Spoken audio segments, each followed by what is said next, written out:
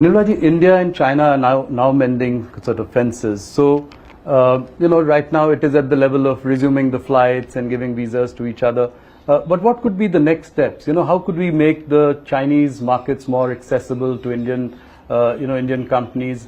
There is, of course, a huge deficit of $100 billion here. So how do we do that? I mean, what are the next steps? There's just a lot of work to be done in that area. There's no hiding it. We need to have trade conversations, market access conversations, non-tariff barrier conversations with the Chinese.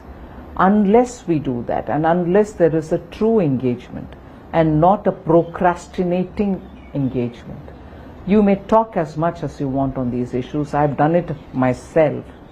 And to have a conclusion arrived at takes a lot of time with the Chinese.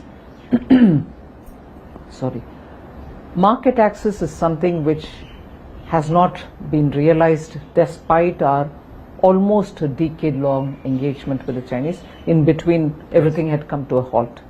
But on both these issues, there should be meaningful conversations. Otherwise, the very products that we want to export to China go through different destinations to China. But why can't it go directly? Yeah. And will it also be reciprocal? I mean, Press Note 3 prevents investments from China to India. So would you look at, doing something about that as well?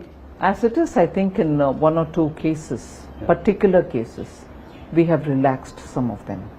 And in those sectors where their technology has come in, and the technicians and also the experts had to come to actually see the projects through, we have not allowed these experts to come. That has now changed. In some sectors, people are coming in where projects are already on the ground. So India will be open to that idea? Of course. Yes. Nirmala ji, you've ushered in the boldest of reforms. I say this in every interview that we do because you corporate tax cut. I mean, that was a phenomenal sort of move. Then after that, last budget, we have income tax rates going down. Now GST2, as I called it. So, one thing that we probably haven't seen enough is on private disinvestment.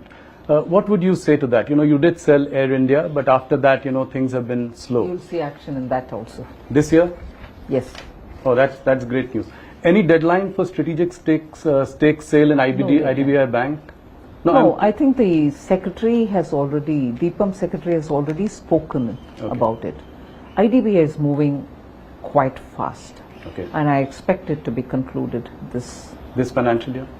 Okay, and any more banks which could then be looked at after this? I wouldn't say any more banks. I'm not negating anything. Right. But yes, more disinvestments. More disinvestments, okay.